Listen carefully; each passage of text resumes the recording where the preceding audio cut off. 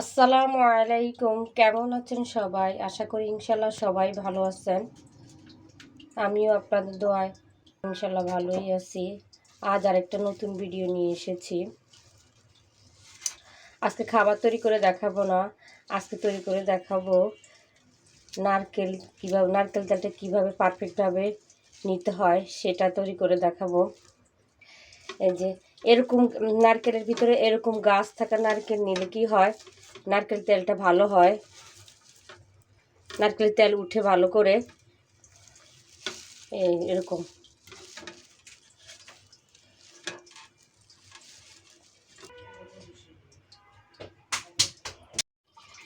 এই যে দেখুন, আমি নারকেলগুলো কেটে নিয়েছি। দেখুন কি পরিমাণ, কত সুন্দর ফসকা হয়েছে।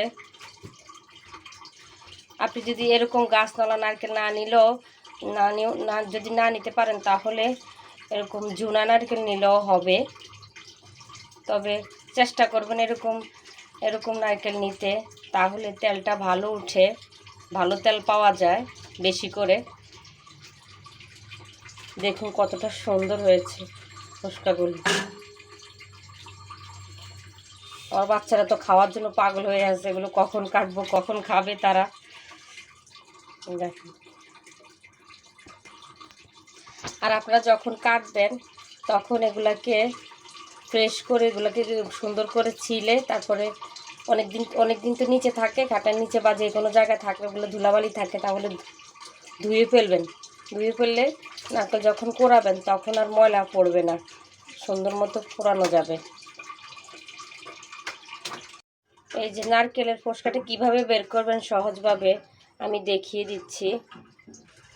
এই যে পিছনের যে এরকম অংশ থাকে, এই যে এরকম অংশ থাকে, এটাকে কেটে সমান করে ফেলতে হবে।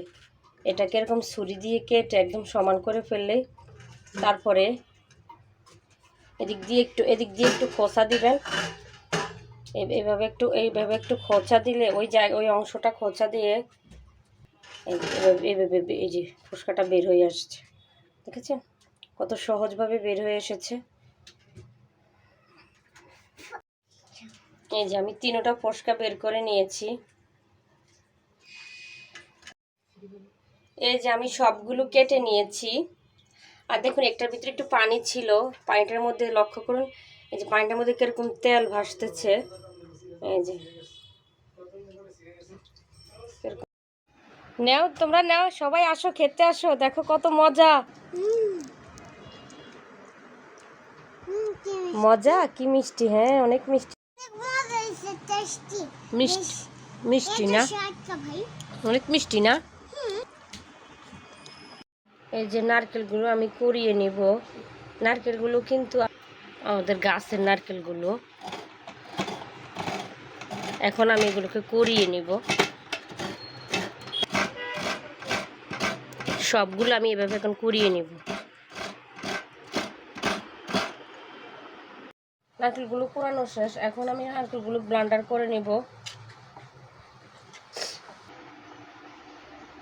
এই যে আমি এখন পানি দিয়ে দিব, একটু পানি দিতে হবে। পানি দিয়ে আমি এখন ব্লেন্ডার করব। এই যে আমার ব্লেন্ডার করা হয়ে গিয়েছে। এখন আমি এই যে সুতি একটা কাপড় নিয়েছি, এই সুতি কাপড়টার মধ্যে দিয়ে দিব।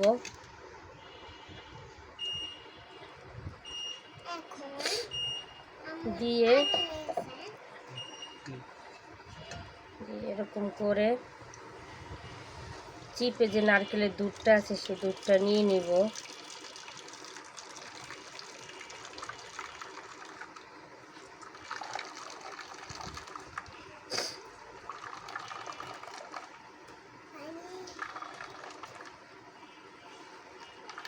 এই যে এরকম করে আমি সবগুলো নারকেল এভাবে নিয়ে নিব।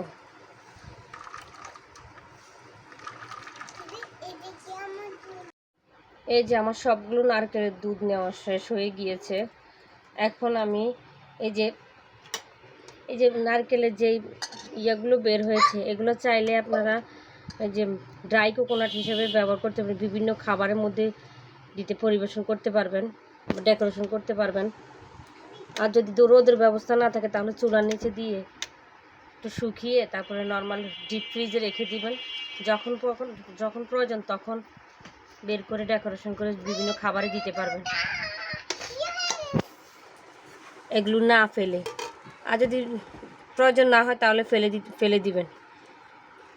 এখন আমি এখানে ঢাকনাটা বন্ধ করে নর্মাল ফ্রিজের নর্মাল টেম্পারেচারে রেখে দিব। এই যে আমি ফ্রিজের নর্মালে রেখে দিব সারা রাতের জন্য। এই যে আমি সারা রাত রেখে পরের দিন সকালে ফিরে এসেছি। আপনারা যদি হাতে সময় না থাকে তাহলে যে মানে এরকম চাকা চাকা না ধরে তাহলে কি করবেন, ডিপ ফ্রিজে 1.5 থেকে 2 ঘন্টা রেখে দিবেন, তাহলে খুব দ্রুত এরকম এই যে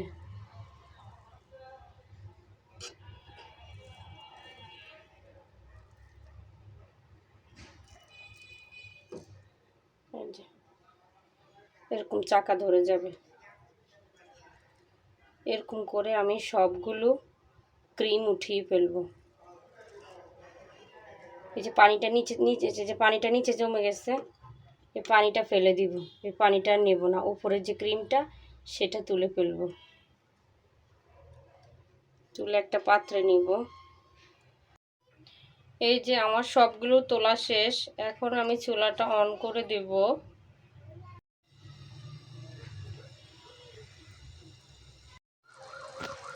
এই যে ফুটতে শুরু করেছে আর লিকুইড হয়ে গিয়েছে। এই যে বলক এসেছে। অনবরত কিন্তু নেড়ে যেতে হবে, তা না হলে কিন্তু পোড়া লেগে যাবে।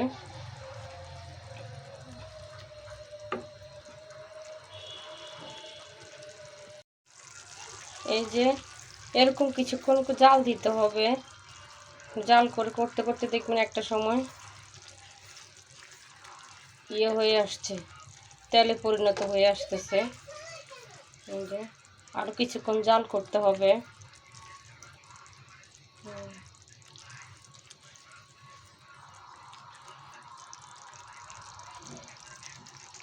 এই যে দেখুন আস্তে আস্তে কিন্তু তেলে পরিণত হচ্ছে। আমার কিন্তু 10 মিনিটের সময় লাগেনি, জাল লাগেনি। দেখতে পাচ্ছেন এই যে আস্তে আস্তে কিন্তু তেল উঠতেছে। এরকম করে জাল করে করে তেলটা বের করে নেব। আপনারা চাইলে ফ্রাই প্যানে না করে যে কোনো কড়াইতে বা পাতিল করতে পারবেন, তবে সীসার কড়াইতে করলে তেলের কড়াই যেটা থাকে ওগুলোর মধ্যে করতে পারেন। ফ্রাই প্যানে যে করতে হবে তা না। তবে ফ্রাই প্যানে করলে ভালো হয় কি, এই যে তেলের কড়াইতে করলে ভালো হয় কি, নিচে যে জিনিসটা ঘন থাকে না, তখন পোড়া লাগার সম্ভাবনা থাকে, অনবরত লাড়তে হয়। তখন আস্তে আস্তে 7-8 মিনিট পরে দেখবেন যে এটা পিছলা হয়ে গেছে, তেলে পরিণত হয়েছে, তখন আর কিন্তু পোড়া লাগার সম্ভাবনা থাকে না। তারপরও নাড়তে হয়। নাড়তে নাড়তে এই যে দেখতে পাচ্ছেন তেলটা বের হয়ে আসতেছে। এইভাবে করে আমি তেলটা বের করে নিব। আস্তে আস্তে কালার চেঞ্জ হয়ে আসতেছে।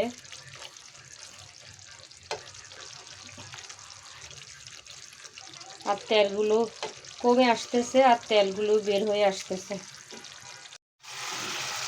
এই যে দেখুন কত সুন্দর তেল বের হয়ে এসেছে। আরও জাল করতে হবে। আমরা যদি একটু কষ্ট করে নিজেরা নারকেল তেল বাসায় তৈরি করি, বাজার থেকে ভেজাল ছাড়া নারকেল তেল না কিনে নিজে বাসায় তৈরি করি, তাহলে আমাদের চুলের জন্য ভালো হয়।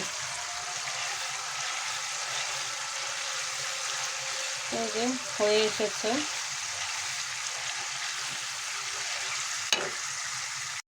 এরকম ফেনা ফেনা হবে, ভয় পাওয়ার কারণ নেই, আস্তেই ঠিক হয়ে যাবে। এই যে সম্পূর্ণ তেল কিন্তু বের হয়ে এসেছে। এগুলো কিন্তু এই যে গোল্ডেন, একটু হালকা গোল্ডেন হলে আমি নিলাম, চুলাটা অফ করে দিব। এগুলো কিন্তু খাওয়া যায়, আপনারা চাইলে মুড়ি দিয়ে খেতে পারেন। এগুলো কিন্তু নারকেলের মস্কা, এগুলো কিন্তু অনেক মজা খেতে। হয়ে গিয়েছে, চাইলে আরেকটু গোল্ডেন করে ভাজতে পারেন, কিন্তু আমি আর ভাজবো না, আমি চুলাটা অফ করে দিব। হয়ে গিয়েছে। এখন চুলা থেকে নামিয়ে হালকা ঠান্ডা অবস্থায় একটা পাত্রে ঢেলে নিব। এগুলো যখন হালকা গোল্ডেন কালার হয়ে আসবে তখনই বুঝতে হবে যে নারকেল তেলটা হয়ে গিয়েছে। তেলটা হতে সময় লেগেছে 15 থেকে 20 মিনিট। এখন আমি ঠান্ডা করে নেব। এই যে আমি মস্কাগুলো আগে নিয়ে নিব, এগুলো থেকে তেল ঝরিয়ে নিব। যাদের গ্যাসের সমস্যা আছে তারা মস্কাটা অ্যাভয়েড করবেন।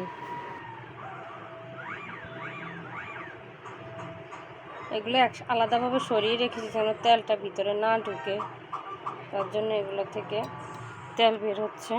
দেখুন,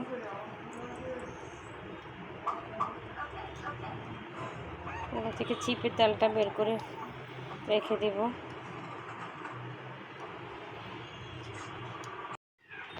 এই যে ওই মস্কাগুলো থেকে এতগুলো তেল পেয়েছি। আমি যখন নারকেল তেলটা তৈরি করেছি, নারকেল তেলের খাঁটি নারকেল তেলের ঘ্রাণে পুরা ঘর মোহিত হয়ে গিয়েছে। এখন আমি বাকি নারকেল তেলটা ঢেলে নিব।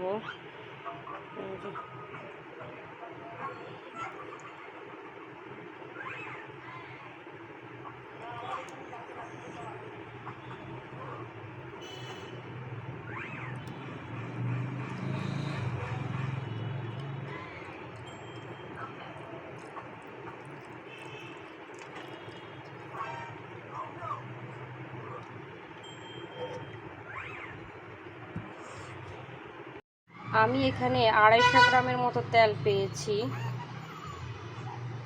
এখন ঠান্ডা করে যে কোনো একটা বোতলে রেখে দিব, যখন দরকার তখন ইউজ করব। আর আমার ভিডিওটি যদি আপনাদের ভালো লেগে থাকে তাহলে আমাকে লাইক সাবস্ক্রাইব করবেন। সবাই ভালো থাকবেন। আজ এই পর্যন্তই। আল্লাহ হাফেজ।